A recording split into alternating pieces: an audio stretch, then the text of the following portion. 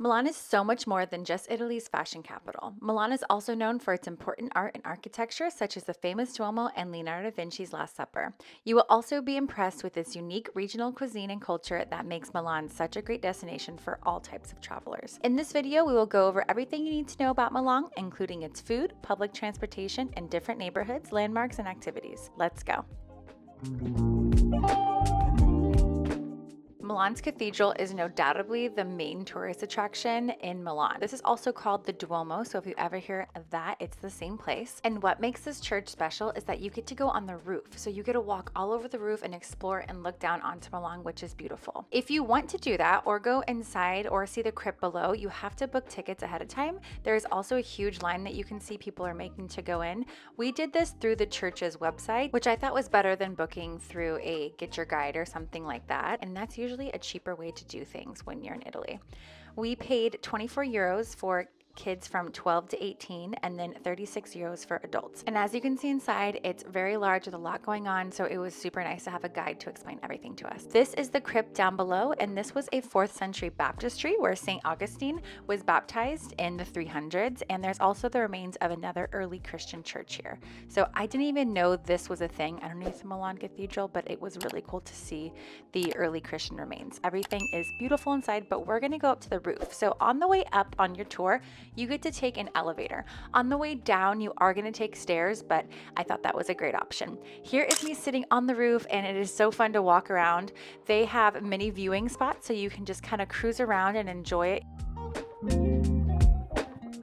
I have a free PDF linked in the description that tells you all the email addresses and websites you need to book all these activities, as well as all the information I go over in this video.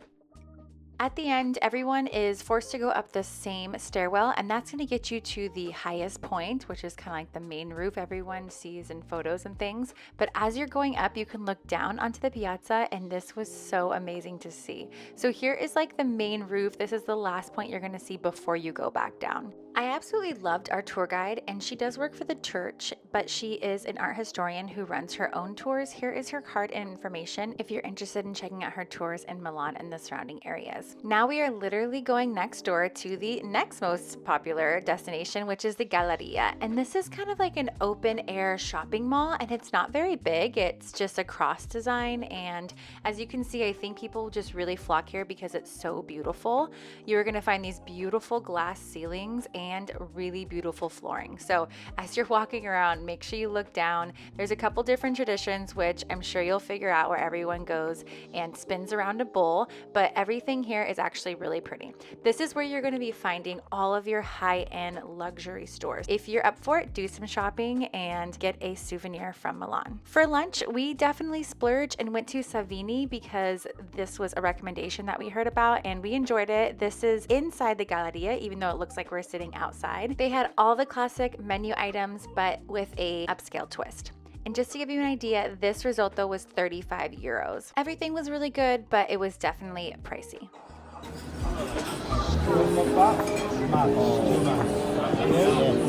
Wow, beautiful, thank you. Look at how cute the desserts were. They came in this little box. Okay, another great place that you should check out in the Galleria is upstairs, and that is the Terrazza Aperol. This is a rooftop bar and restaurant that sits right on the piazza, so you can look out to the cathedral itself. So if you want a great view of the cathedral, this is definitely it. You can sit here on the patio and see the church right there.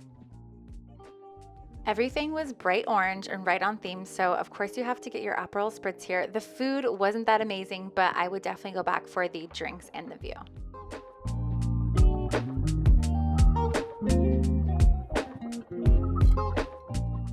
And of course, there's a gelateria here. So this is a popular one because they turn the gelato into a rose shape. So that's pretty cute. And there are bars and cafes and different places that you can go here as well. Now we're going to talk about Leonardo da Vinci's Last Supper. And this is a painting on a wall in its original location, located right next to Santa Maria delle Grazie. And when you go here, you can go in the church for free. But if you want to see the Last Supper, you have to buy tickets ahead of time. I ordered mine online with the church and picked them up in this building here. And then you get to go inside. It's very quick. You don't have to spend a lot of time here. You can also get tickets with like a Get Your Guide or different companies ahead of time, but I suggest doing it right with the church because they're only 15 euros and they have more availability. Just make sure you do it ahead of time. Again, check out my free PDF that gives you all the emails and website to book your tickets ahead of time. Now let's talk about Milan's public transportation. Milan isn't a super small place, so you are going to want to go ahead and hop on a bus, hop on a metro, and they have lots of options to do this and get all around the city. They have a metro, buses, trams, and they have a night tram and a night bus. So each ticket for 90 minutes is 2 euros and 20 cents. You can buy a daily ticket for 7 euros and 60 cents. You can get a 3-day ticket for 15 euros and 50 cents, or you can buy a bundle of 10 tickets for 19 euros and 50 cents. So you can kind of pick how long you're going to be there, how often you're going to use it, and everything is pretty easy.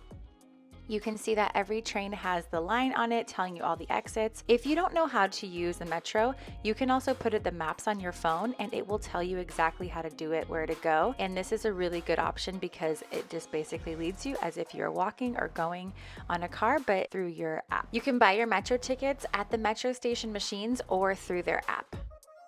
Now let's go over some foods that you're only going to find in this region of Italy. Just so you know, not all parts of Italy have the same foods. Their wines are going to be different, their foods are going to be different depending on where you're at. We enjoyed this restaurant, Osteria La Semivolta, and we got a couple of appetizers as well as a braised beef and polenta, their gnocchi, and then a saffron risotto, which is the traditional risotto alla milanese. And you can also get it with ossobuco on top, and that is braised veal shank.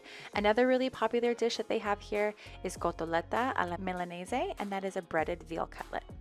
Another place worth checking out is Forceto Castle. This is one of the largest citadels in Europe, and it was built in the 15th century by the Duke of Milan. You can go into this front courtyard for free. They do have a museum and access to buy a ticket and go inside, but if you go on the other side, there's a beautiful garden and places to sit if you want to enjoy a picnic or a quick drink. It is also really pretty because it's lit up at night.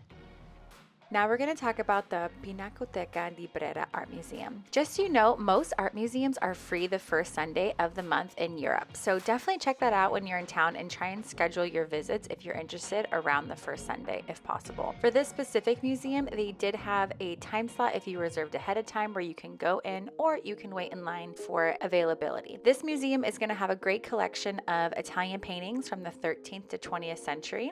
Their most famous painting is probably The Kiss by Francisco Hayes. And we were there on a Sunday and they had this great vintage market outside, so definitely look out for that when you are in Milan to find some great stuff. The next place we're going to talk about is probably my favorite area of Milan. This is the Navigli district, and it is known for the large canal that runs through the streets here, and there are bridges that cross over it, so you can see there's lots of bikes lining it. There's this beautiful bridge you can go and take photos on top of to get from one side of the canal to the other. But what's really cool is that it's completely lined with restaurants and bars. So this is a great place to go have your aperitivo at night, to go hang out, even to get some dinner.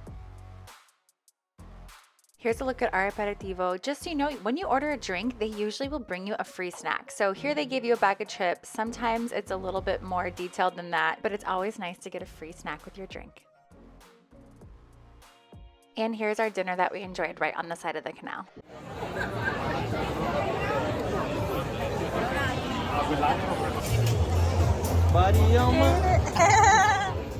So definitely check out this place at night. It's a great place for a drink, food, or simply just to walk around and see all the beautiful sights. And lastly, we're going to be talking about Porta Nuova. This is a new area. Obviously, you can tell the buildings are very, very new. It's right down the street from the Navigli district, but it's completely different. We went here on a bike tour, which I really enjoyed. This bike tour took us all around Milan to the different areas, and so I really enjoyed that. Here's me biking in the daytime next to the canal, but we also went by the castle, and I think doing bike tours is one of the best ways to see a new city because you can see so much in a few hours because because you're on a bike and it goes by really fast. You usually stop and they give you the history of one location. Here we're stopping at a fountain. Italy has great free water fountains, and if you put your thumb on the bottom of the fountain where the water comes out, it'll shoot up so you can drink it easily. If you enjoyed this video, please give it a thumbs up and consider subscribing to my channel. It's a great free way to support my channel and lets YouTube know that other travelers going to Milan are going to benefit from watching this video. Check out my next video where we go to another northern Italian city, Turin. I also have playlists on my YouTube channel about all the different cities I've been to in Italy so far, as well as locations around the world. Thank you so much for watching, and I'll see you in the next one.